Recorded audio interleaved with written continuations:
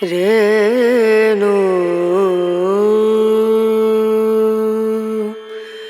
Rana Rana.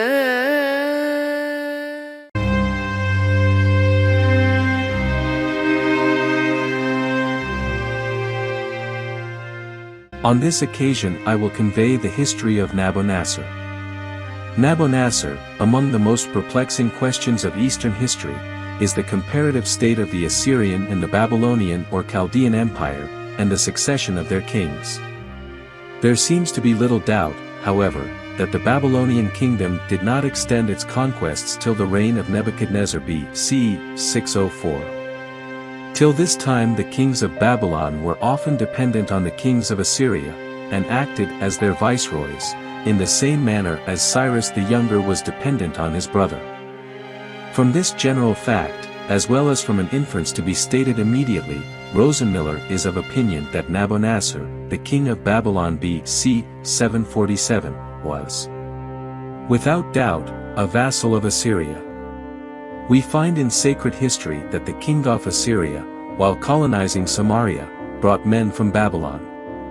Rosenmiller assumes that this king was Shalmaneser, or Salmanasar, and argues that we must hence conclude that Babylon was at that time a period subsequent to Nabonassar's reign and consequently before, tributary to Assyria. Paulus, in his Key to Isaiah, is of a different opinion, and is corroborated by Clinton.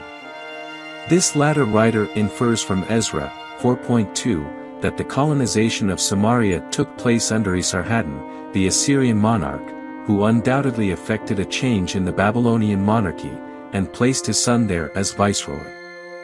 In the absence of all positive authority, therefore, we can draw no inference from the event referred to by Rosenmiller. Clinton concludes, on the authority of Polyhistor and the astronomical canon, that Babylon had always kings of her own from the earliest times, and conjectures that Nabonassar and his successors were independent till the reign of Esarhaddon. This conclusion is strengthened by the existence of the celebrated era of Nabonassar.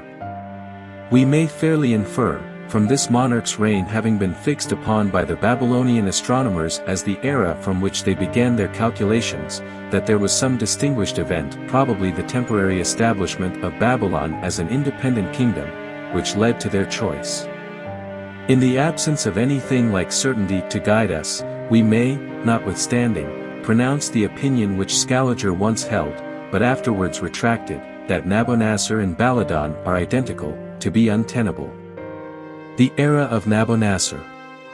This era serves, in astronomical, the same purpose as the Olympiads in civil history. It was the starting point of the Babylonian chronology, and was adopted by the Greeks of Alexandria, by Hipparchus, Berosus, and Ptolemy. Its date is ascertained from the eclipses recorded by Ptolemy, and the celestial phenomena with which he marks the day of Nabonassar's accession to the throne.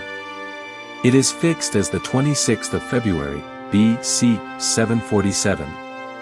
Scaliger de Emend. Temp notices the coincidence between the years of this era and the sabbatical year of the Samaritans. Thus, to take the year of Christ, 1584, 1584 plus 747 is equal to 2331 of the era of Nabonassar, which is both divisible by 7 and the sabbatical year. That's the history that I can convey this time. I hope it's useful. Don't forget to share, like and subscribe.